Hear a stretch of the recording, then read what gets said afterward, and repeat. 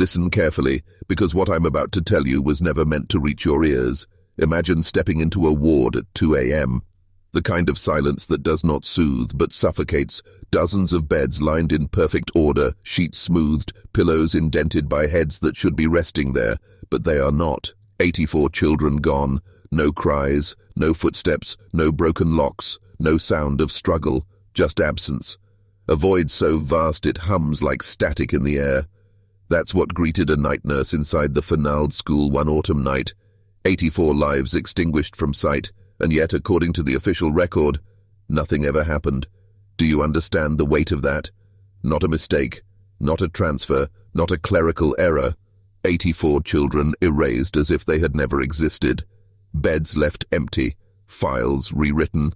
Mothers who wrote letters never received a reply. Fathers who came to visit were told their children were not there, or had never been. The system closed its doors, sealed its archives, and silenced its staff. It's as though a black hand reached into history and pulled 84 souls down into the earth. And the worst part is this: the silence that followed was not chaos, it was order, the kind of order only institutions and governments can maintain when they decide that truth itself is a liability. You've heard whispers of dark experiments, of eugenics programs, of men in white coats who saw children not as lives, but as test material. But what happened at the Walter E. Fernald State School was something deeper, something more calculated. This wasn't just neglect, this wasn't just cruelty. It was a crucible of control, where the most vulnerable were converted into currency for science, politics, and power. A place where the state rehearsed how to manipulate memory itself, how to bend reality so that even entire groups of children could disappear without a ripple. Tonight, I am not here to entertain you. I am here to confront you with the knowledge buried in archives, whispered by survivors, and hinted at in documents declassified too late to matter. I am here to tell you why Fernald was not just a school, it was a prototype of how institutions can reprogram society itself. Why the disappearance of those 84 children is not just a mystery of the past, but a warning for your future. Because when a state learns how to erase 84 children overnight, without outrage, without headlines, without accountability, it learns it can erase anything, whole bloodlines, whole histories, even you. You see, Fernald began with noble intentions, a sanctuary for children society had abandoned, but every sanctuary in the wrong hands becomes a prison. By the early 1900s, under the iron will of men like Dr. Walter Fernald, it transformed into a eugenics laboratory. Children were catalogued like specimens, their worth measured not by who they were, but by the blood that flowed in their veins. Feeble-minded, defective, undesirable, words stamped in files like brands burned into flesh. It wasn't education, it was classification. It wasn't protection, it was containment. And behind the brick walls of Fernald, secrecy hardened like concrete. The children worked the fields, cleaned the halls, and slept under watchful eyes. Every detail of their lives reduced to numbers, charts, diagrams of degeneracy. Even their smiles were stolen, forced into expressionless photographs for research files. The world outside praised the school as progress, but inside, progress meant sterilization, subjugation, and experiments cloaked in benevolent lies. Now pause. Ask yourself, why would the state invest so much effort into children deemed unfit? Why spend resources documenting, measuring, and experimenting on lives it already considered worthless? Because Fernald wasn't about the children.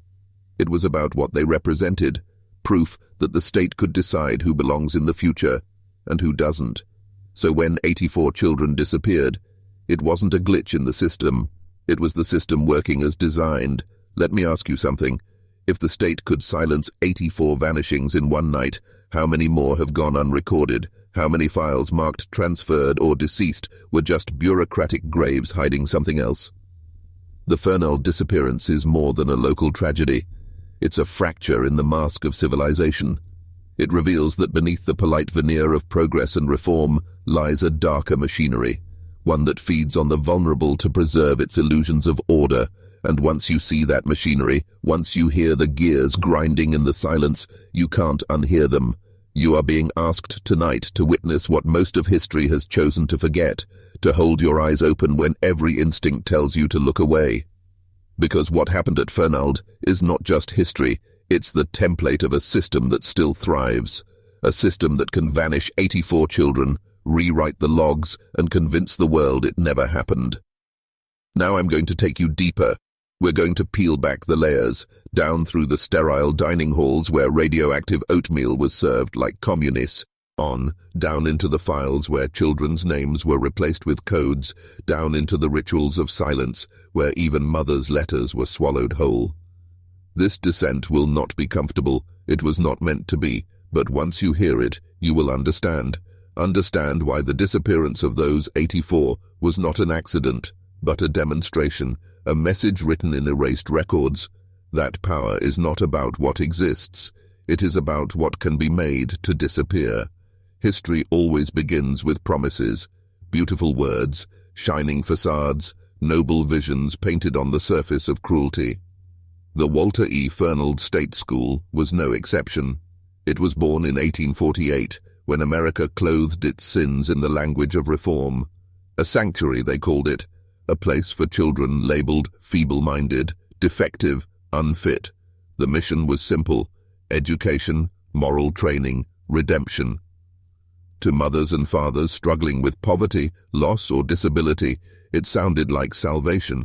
Who wouldn't want a child to be lifted from hardship into structure and care? But hidden inside that promise was the seed of a darker harvest. The earliest architecture of Fernald whispered hope: tall windows, wide corridors, open fields, light pouring through glass like grace itself. But beauty can be a mask, and every mask hides an intention. Beneath the orchards and farmland lay something more enduring than brick, an ideology. You see, the institution was never just about children. It was about classification, about building a living museum of human imperfection, a collection of bodies and bloodlines meant to serve one purpose: to prove that society had the right to decide who was worthy of tomorrow. By the early 1900s, that seed had grown into something monstrous. Dr. Walter E. Fernald himself, the man who gave the school his name, wasn't content with charity. He was a true believer in eugenics, the philosophy that humanity could be engineered like livestock, that bloodlines could be purified, cleansed, perfected. To him, these children were not students. They were evidence, test subjects, specimens locked inside a controlled environment where science could dissect their very existence. Think about that. A child no longer viewed as a soul, a human being with dreams and fears, but as a data point in a family tree of degeneracy. Their records no longer spoke of growth or potential, but of lineage, inheritance, defect. And those records didn't stay in Fernald. They were shipped outward, feeding the growing machine of American eugenics, funded by the Carnegie Institution, used by Charles Davenport's Eugenics Record Office, cited in journals that justified sterilization laws across the nation. Fernald wasn't a school. It was a factory of evidence, and in factories, workers don't matter. Only the product does. Every day, children woke to regimented bells, cold water in tin basins, meager food served in silence, endless work in fields and workshops disguised as training. This was not education. This was labor. This was control. And over every task hung a shadow, the reminder that you were defective, unfit, destined for containment. Imagine growing up with that truth branded into your identity before you even knew what identity was. That was Fernald's hidden curriculum. Obedience, silence, submission. The institution grew overcrowded. Hundreds crammed into wards built for dozens, beds lined like factory machines. The staff couldn't keep up, but that didn't matter. Order mattered, appearance mattered, the illusion of progress mattered. Fernald became a fortress of secrecy. The outside world praised it, politicians toured its fields, reformers wrote glowing reports. But those children lived in a laboratory where every smile, every gesture, every slip of behavior was recorded as evidence of defect. Pause for a moment. Imagine being one of them. A boy of 9, taken from your family because poverty, not disability, marked your life. You stand in a corridor where the air tastes of bleach and iron. You hold a tray of oatmeal, the same meal you eat every day, but tonight it's different. You don't know it yet, but radioactive isotopes stir invisibly inside your food. Scientists are watching, not to see if you're full, not to see if you're healthy, but to trace how poison courses through your blood, and you will never be told. This is not history from the margins, this is the center. MIT, Harvard, the Atomic Energy Commission, America's most prestigious institutions all dipped their hands into Fernald's pool of silence. Why? Because inside those walls lived the perfect test group, voiceless, powerless, invisible. Children abandoned by poverty, disability, or family misfortune, children whose disappearance would cause no headlines, no riots, no disruption to the machinery of progress. They were expendable, and in expendability lies opportunity for those who worship data over humanity. The shift from school to laboratory was not accidental. It was intentional. It was systematic. And it carried with it a chilling lesson. Once the state convinces itself that a life is unworthy, anything can be justified. Erasure, experimentation, even disappearance. So when 84 children vanished, it wasn't a sudden tragedy. It was the inevitable climax of a philosophy already in motion. A system designed to erase would eventually erase completely. A machine built to consume the vulnerable would eventually consume whole groups without hesitation. But here's what you must understand. The Fernald School wasn't an outlier. It was a model. Across America, from institutions in Massachusetts to California, the same pattern unfolded. Sterilizations, experiments, disappearances. What happened at Fernald was just one face of a larger truth. The machinery of eugenics never stopped. It only adapted, changed its language, shifted its mask.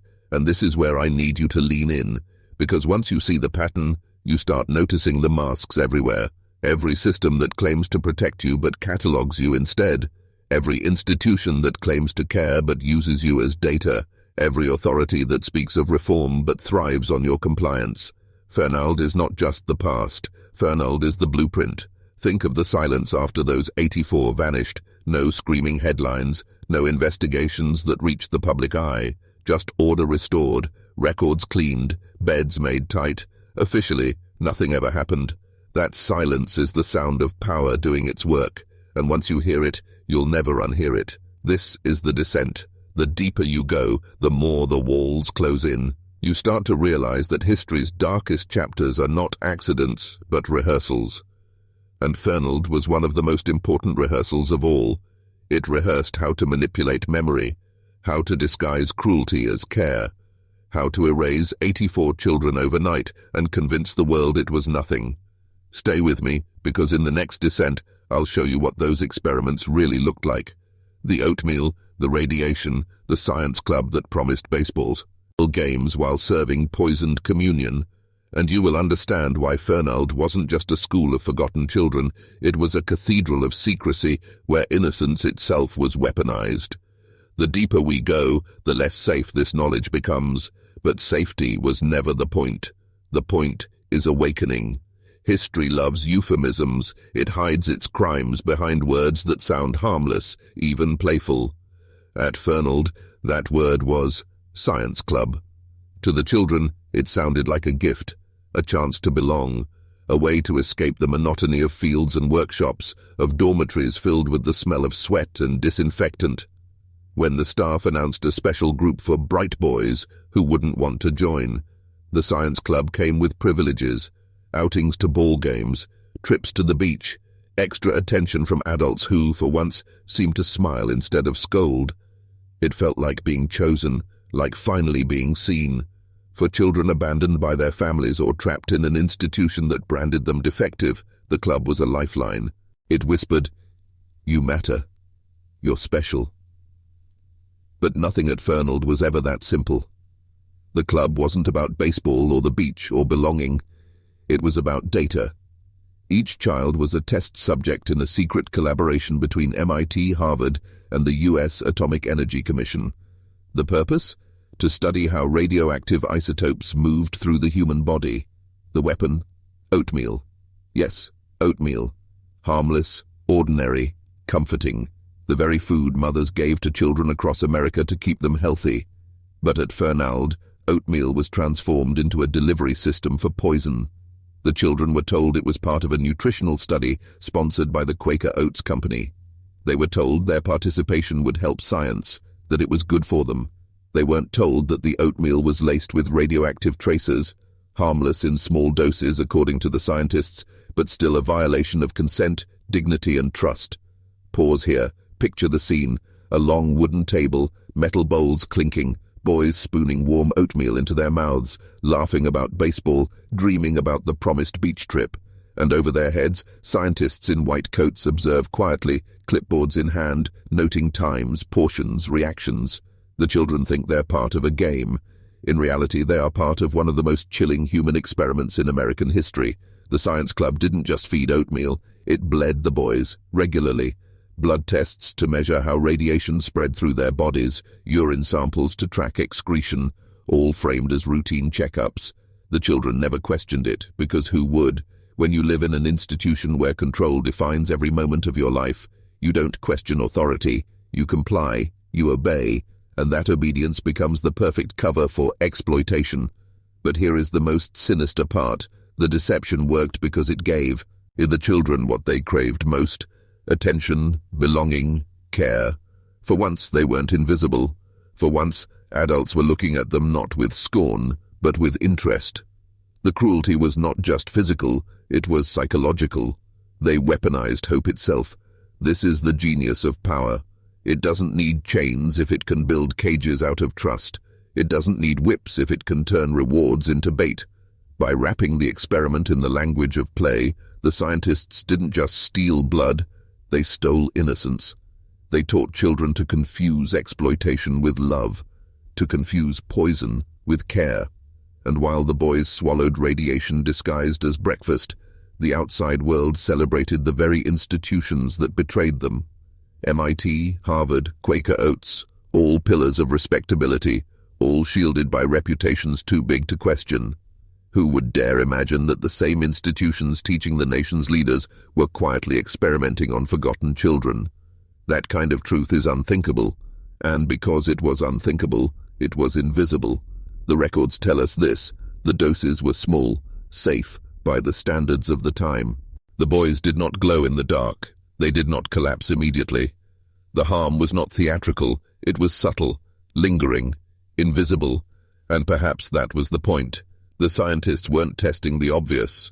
They were testing the slow violence of radiation, the long half-lives of contamination, the ways in which poison could live silently in blood.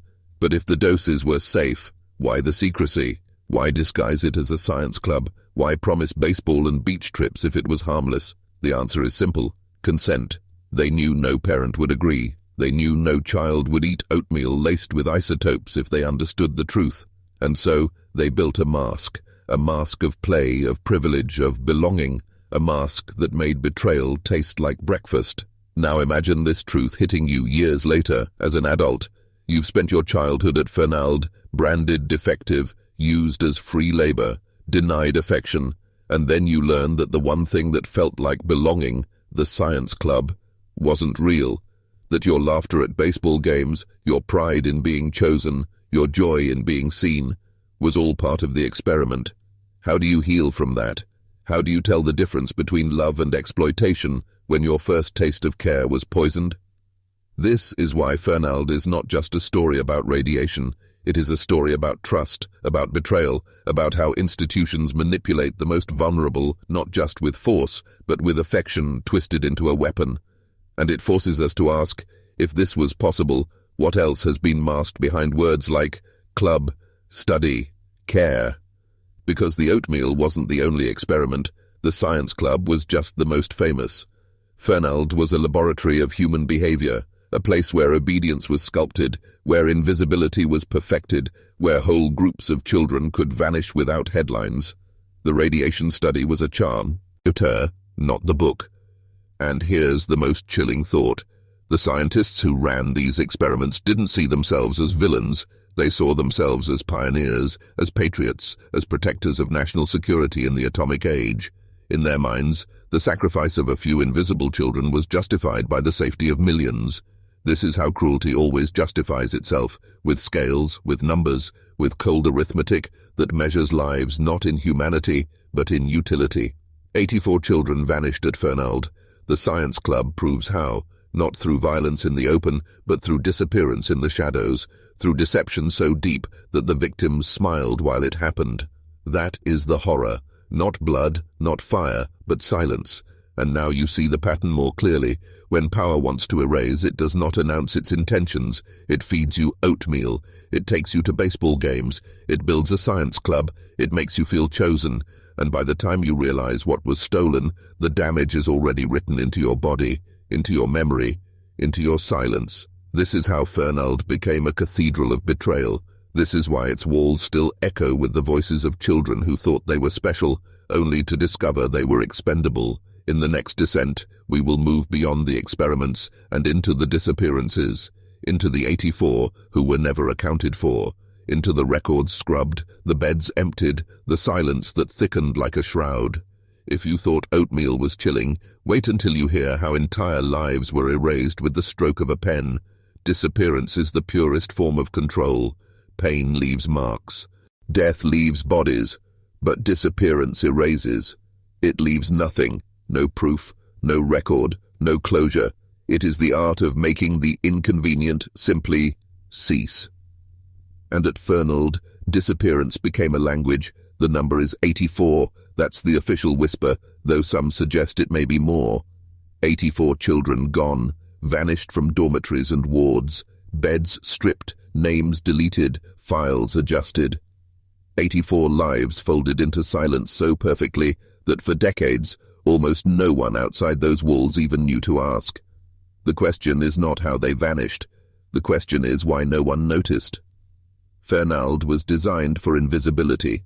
The children who lived there were already branded as defective, burdens, mistakes. Many were not even feeble-minded at all, but simply poor, orphaned, or unwanted. Families were told the institution would give them structure, education, discipline. Once admitted, those children stopped existing in the eyes of the outside world. Their parents rarely visited, often out of shame. Their communities forgot them, and the state preferred it that way. So when beds emptied, when faces disappeared from mealtime lines, when one less child gathered for morning roll call, who would sound the alarm? Who would demand answers? The staff, bound by hierarchy, complicit in silence. The scientists, focused on data, not dignity. The families, too far, too powerless, too ashamed.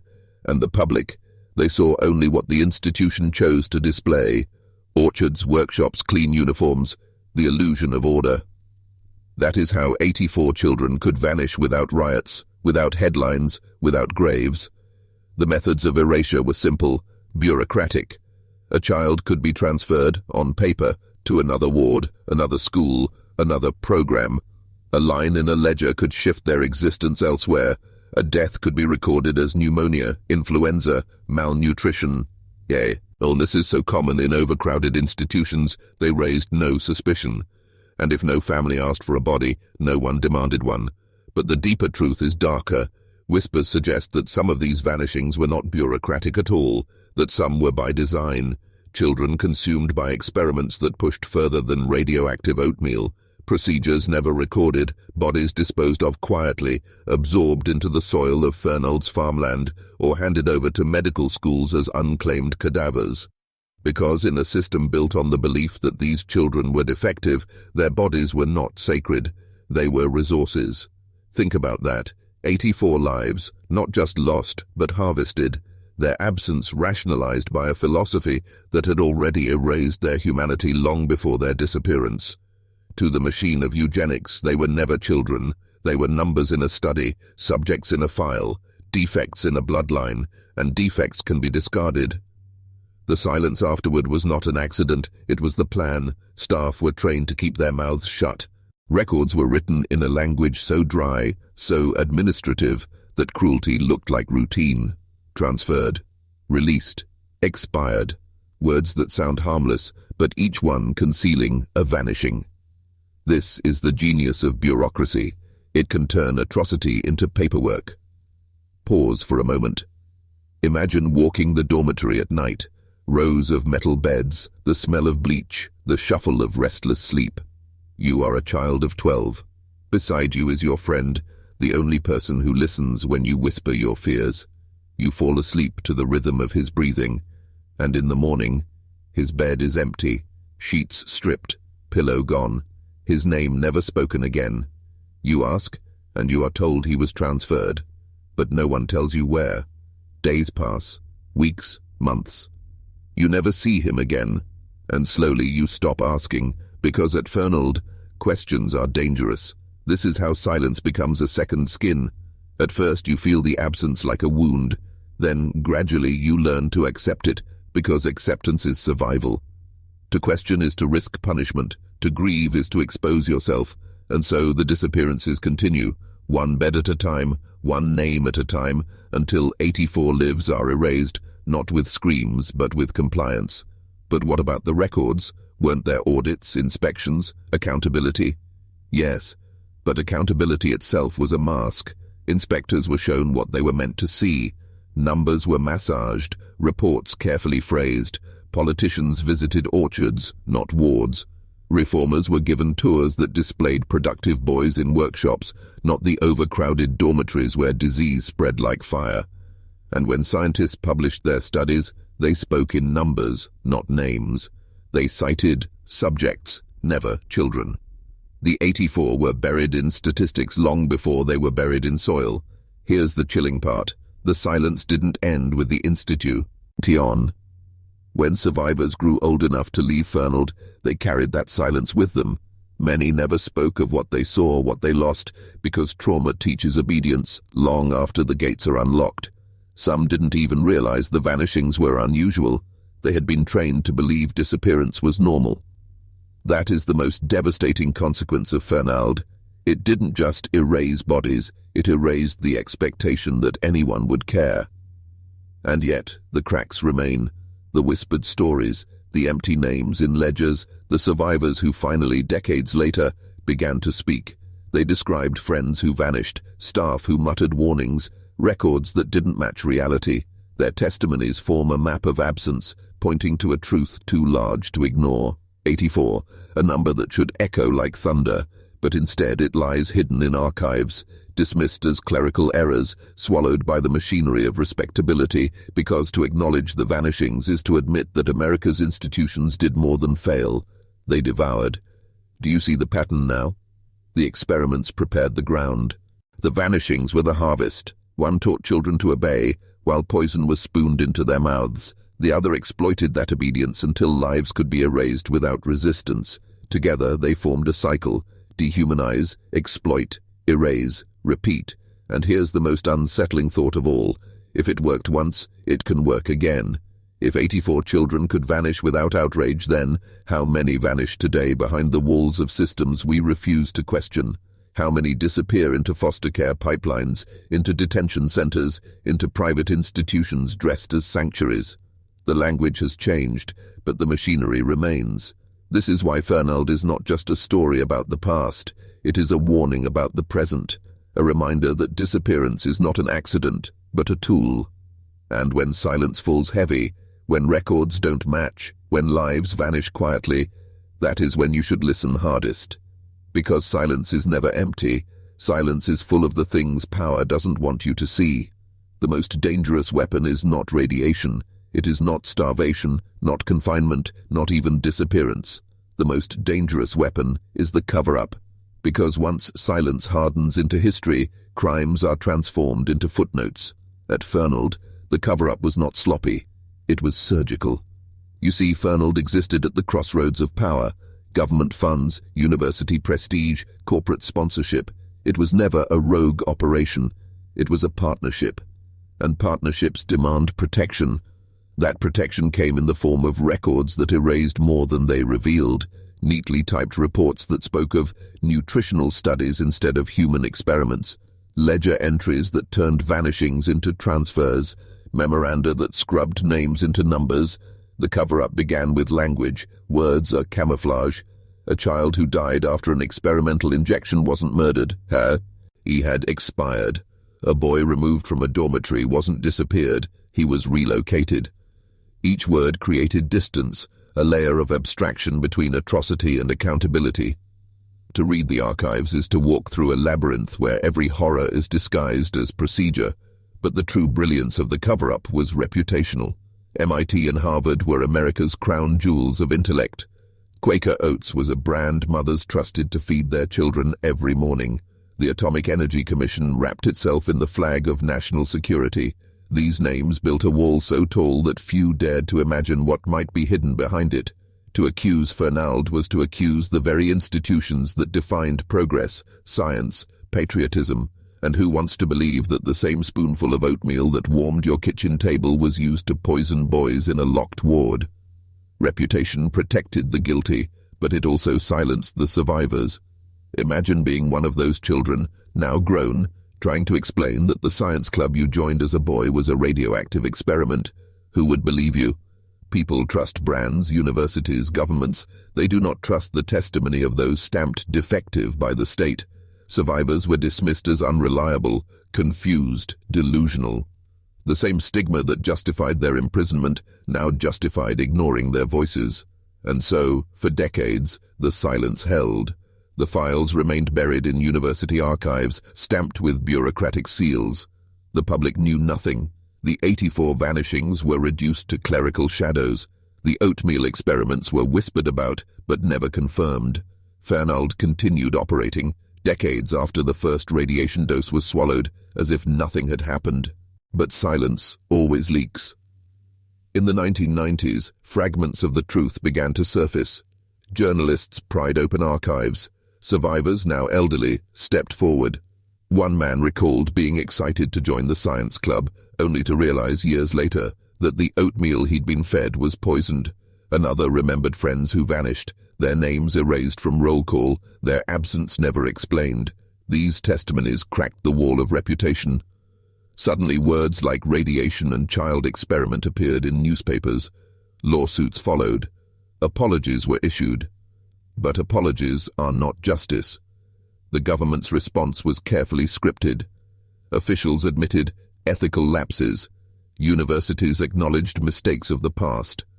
Quaker Oats distanced itself, framing its role as minor sponsorship, not complicity. The narrative was reframed. This was not cruelty, they said, but an outdated standard of research ethics, a product of its time, a historical misunderstanding. But listen closely to that explanation. It suggests that feeding radioactive oatmeal to children was an error in judgment, not a crime. That disappearing 84 children was negligence, not atrocity. That the machinery of eugenics was simply a misguided scientific enthusiasm. This is how the cover-up survives, by turning horror into history, atrocity into accident. Survivors fought to resist this narrative. They testified in courtrooms, describing how they were manipulated with baseball tickets and beach trips. They demanded compensation, recognition, dignity. Some won small settlements. Others won apologies from university presidents standing at podiums, their words heavy with regret but light with accountability. No scientist was tried. No administrator faced prison. No one carried the weight of 84 vanished lives. The cover-up had done its job. It ensured that the guilty walked free, while the Tims carried silence into their graves. But the story doesn't end in the courtroom. The real cover-up is cultural. Fernald is rarely taught in schools. Its history is not in textbooks beside Hiroshima or Tuskegee. It lives in the shadows, accessible only if you know to search. And that is the most chilling part, because by burying the memory, society makes the same mistake possible again. When atrocity becomes invisible, it becomes repeatable. Think about modern institutions, foster care systems where children disappear without follow-up, detention centers where names are lost in transfers, private facilities for the disabled where inspections are announced in advance. The architecture is the same: bureaucracy, reputation, silence, different masks, same machinery. And just like at Fernald, the victims are always those least able to resist: the poor, the disabled, the unwanted, the ones society already sees as expendable. The cover-up of Fernald is not just about the past, it is about conditioning. It trained us to look away when powerful institutions are accused, to trust the brand over the testimony, to accept bureaucratic language as truth. It taught us that if disappearances happen quietly enough, they don't count as crimes. But here's the paradox. The very act of hiding proves the crime. If the oatmeal was harmless, why disguise it as a science club? If the vanishings were legitimate transfers, why erase the records? If the children were valued, why did no one demand their bodies, their graves, their names? The cover-up is the confession. It tells us that those in power knew the truth would destroy them, and so they buried it. Listen carefully. The silence around Fernald is not empty. It is heavy, like a sealed vault. Inside that vault lie 84 missing lives, bowls of poisoned oatmeal, files stamped confidential. And the only reason you are hearing this now is because a few cracks appeared. Survivors spoke, journalists dug, the vault leaked. But most of its contents remain sealed, and perhaps will remain forever. This is the descent, from the promises of reform, to the cruelty of experiments, to the horror of disappearance, and finally, to the suffocating weight of silence. Each layer builds on the last, until atrocity itself becomes invisible. In the next descent, we will tear deeper into what this means for you, because Fernald is not just history, it is blueprint. It shows us how power erases the inconvenient, how institutions mask atrocity as progress, and how silence trains society to accept the unacceptable. If you think this story ends in the past, you're not listening closely enough, because the cover-up never ended. It just changed its face. The most unsettling truth about Fernald is not that it happened, it's that it worked. 84 children vanished, and the world moved on. Radioactive oatmeal was spooned into mouths, and institutions grew stronger, not weaker. The cover-up held, the survivors were silenced, the perpetrators went unpunished. That is not failure, that is success. And once a system learns it can succeed, it never stops. It only evolves. Fernald was not an isolated crime. It was a rehearsal, a prototype, a demonstration of how power can erase the inconvenient while pretending to care. And if you look closely, you'll see that same prototype operating everywhere around you. Different language, different faces, same design. Think about foster care. Every year, thousands of children disappear from the system. Some run away, some are trafficked, some simply fall through paperwork gaps. Their names vanish into case files, stamped missing or transferred. Where are the headlines? Where is the outrage? Silence. Just like Fernald. Because the children who disappear are already invisible to society. Poor, abandoned, unwanted. Their absence is not disruption. It is normalization. Think about detention centers. Migrant children held in cages, shuffled from facility to facility. Families separated, records mismatched, bodies lost in bureaucracy. A child disappears into the system, and by the time the paperwork catches up, they are gone. Perhaps deported, perhaps trafficked, perhaps simply erased. The state shrugs. The system continues. Silence swallows the rest. Think about private institutions for the disabled, for the mentally ill, for the elderly. Inspections scheduled in advance, reports sanitized, families discouraged from asking questions. And when abuse is uncovered, starvation, neglect, unexplained deaths, it is always framed as isolated incidents, never systemic, always accidents. The same script Fernald wrote decades ago: turn atrocity into anomaly, cruelty into clerical error. This is the blueprint. Identify populations already seen as expendable, strip them of visibility, lock them in institutions, conduct experiments, not always with radiation, but with policies, with economics, with surveillance. When harm emerges, disguise it with language, and when lives vanish, erase them with paperwork. That is Fernald's true legacy. You may think this is conspiracy, that the world has moved beyond such horrors, but look around. Why do we still accept language like collateral damage in war? Why do we accept expired instead of killed in hospitals? Why do we accept transferred when children disappear from state custody? The blueprint teaches us to stop asking questions once the paperwork looks official. And notice this. The more advanced our systems become, the cleaner the erasures get. At Fernald, vanishings were crude, beds empty, names crossed out. Today, erasure is digital. A keystroke deletes a record. A system update wipes a file. A missing child becomes a missing data entry. No paper trail, no signature, just a silence so clean it looks like order. The real horror is not that atrocities happen. The real horror is that they happen quietly, without resistance, because society has been conditioned to see certain people as unworthy of attention. That conditioning began in places like Fernald, and the language of defect, the labels of unfit, the categories that make human beings look like numbers in a ledger. Once you accept that someone is defective, every cruelty becomes possible. And here's where it gets personal. If this system is still running, and it is, then ask yourself, who today is being branded defective?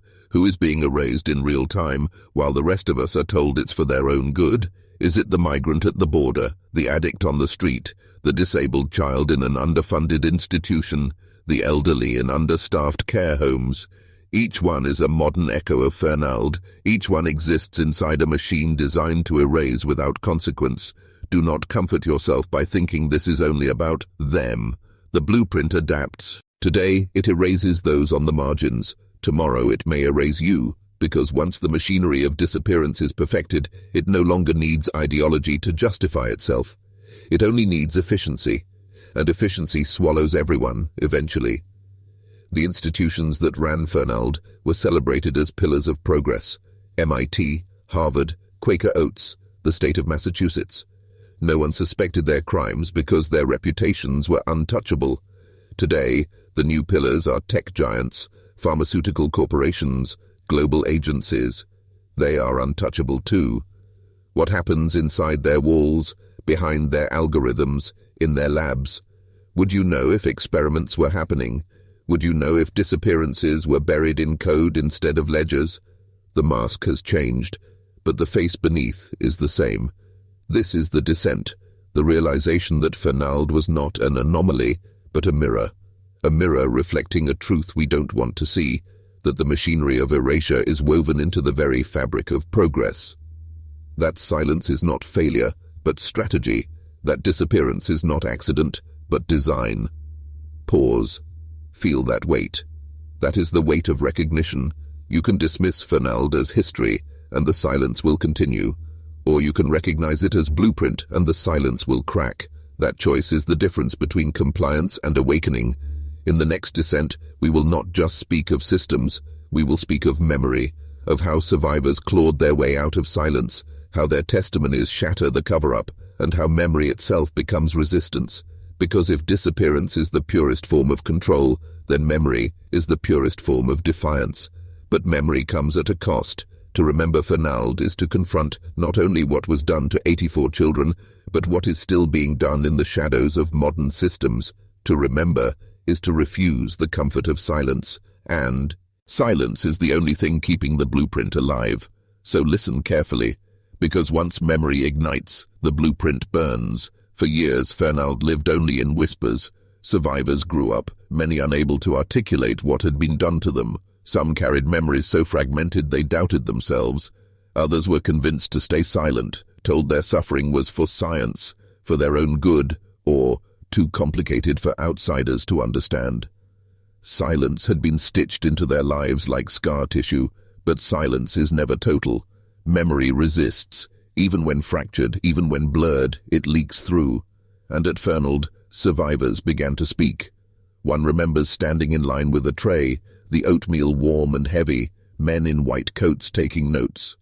He recalls feeling special, chosen, as though the science club was a privilege.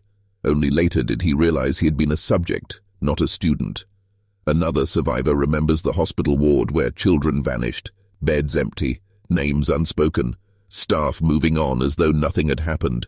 He describes the feeling of being erased while still alive, of walking the halls like a ghost inside his own body. Some remember strange sicknesses, fatigue, headaches, burns on the skin. Some remember punishments, locked rooms, beatings, endless labor. Others remember nothing at all, blackouts where memory should be, and that nothing is itself a kind of testimony. Trauma does not always speak in words. Sometimes it speaks in silence. When these memories finally surfaced, in courtrooms, in interviews, in written statements, they cracked the cover-up. The institutions that once denied everything were forced to respond. MIT issued statements of regret. Quaker oats offered settlements. Politicians expressed outrage, but listen closely to their language. It was always regret, never guilt, always tragic mistakes, never crimes. The blueprint of silence adapted again, this time not by denying memory, but by neutralizing it, wrapping it in soft words until the horror sounded like a bureaucratic mishap. And yet, the act of remembering still mattered, because each survivor's voice was proof that the blueprint could be disrupted. Memory exposed what silence tried to erase. Memory turned ghosts back into witnesses. Think about what memory actually does. It pulls the invisible into the visible. It names the unnamed. It restores a presence where absence was enforced. Every survivor who spoke about Fernald reversed the machinery of disappearance, even if only briefly. That is why regimes of control always attack memory. They burn archives, censor books, rewrite history, criminalize testimony. Because memory, once unleashed, makes silence impossible. At Fernald, survivors remembered not just for themselves, but for the 84 who vanished. Each testimony was a resurrection, not literal, but symbolic. A voice calling the lost back into the present, refusing to let them dissolve completely. That is resistance. That is defiance. But memory is never clean. To remember Fernald is to reopen wounds. Survivors described feeling betrayed all over again, by the state, by the scientists, by the companies, by the public who ignored them. Some described remembering as drowning, the past surging back so forcefully it nearly consumed them. Others described it as exile, their truth met with disbelief, pity, or dismissal in a blur.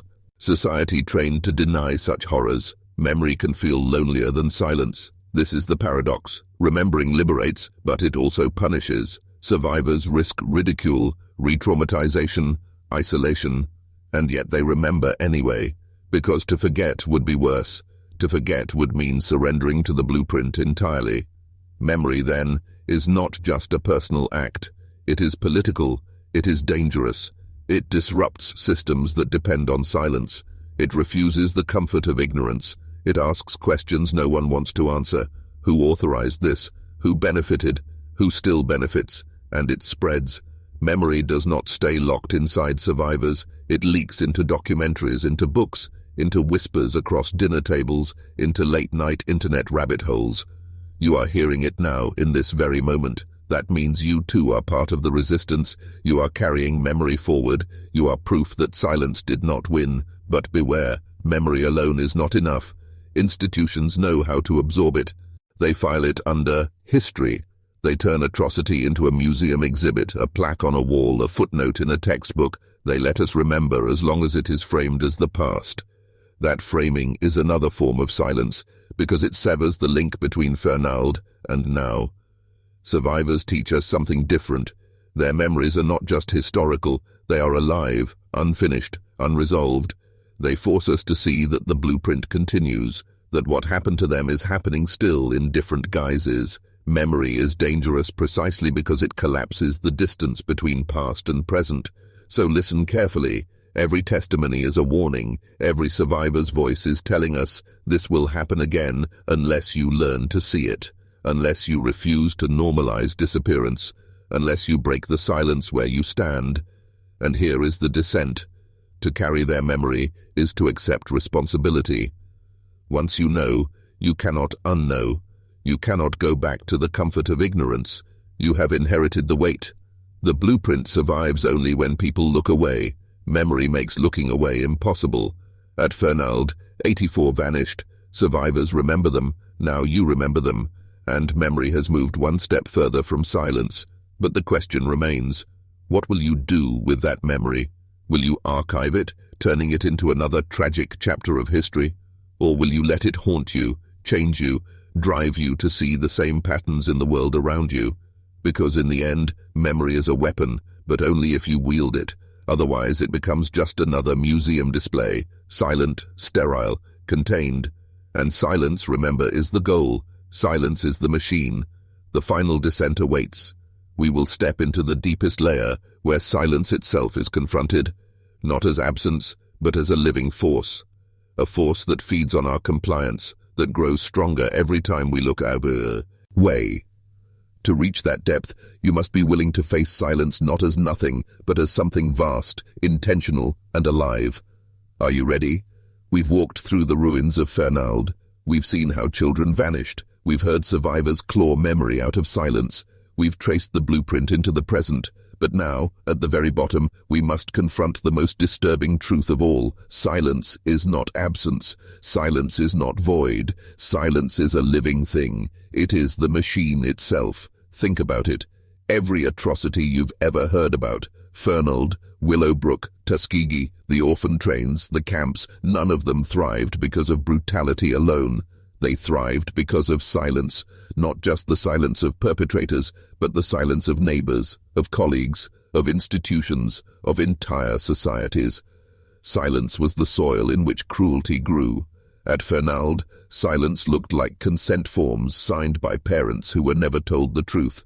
It looked like teachers who didn't ask questions when children vanished. It looked like scientists who hid data under euphemisms. It looked like newspapers that never ran the story. Silence wasn't the absence of action. It was action. It was the machinery that made disappearance possible. And silence has not gone away. It adapts. Today it speaks in algorithms that bury inconvenient stories. It speaks in press releases that soften atrocity into error. It speaks in the phrase isolated incident. It speaks every time you scroll past a headline because it is too heavy, too disturbing, too far from your own life. Silence feeds on comfort. It thrives when people convince themselves, this is not my problem, this is not my fight, this is just history. That thought, quiet, reasonable, ordinary, is the voice of silence.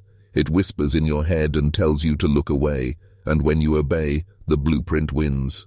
Fernald taught us this.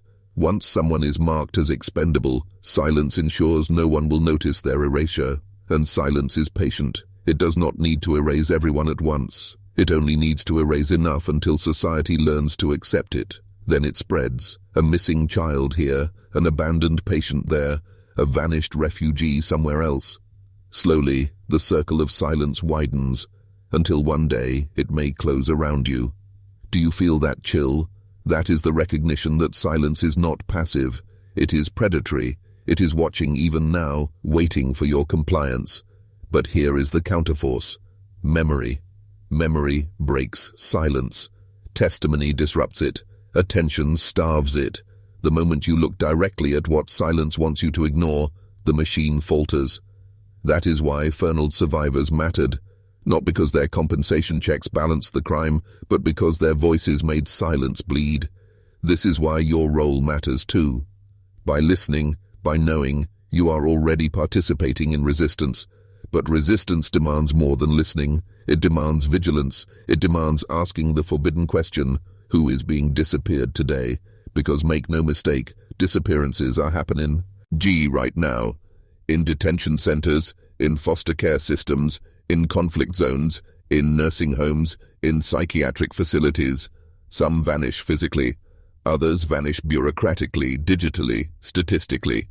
And each time, silence covers the trace. The Fernald blueprint survives because silence is the one technology that never becomes obsolete.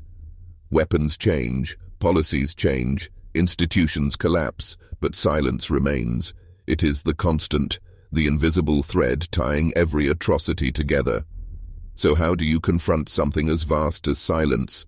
Not by noise alone, but by deliberate, relentless witnessing, by refusing to let memory be archived into the past, by carrying the story of Fernald as a lens through which to see the present, by refusing the comfort of ignorance.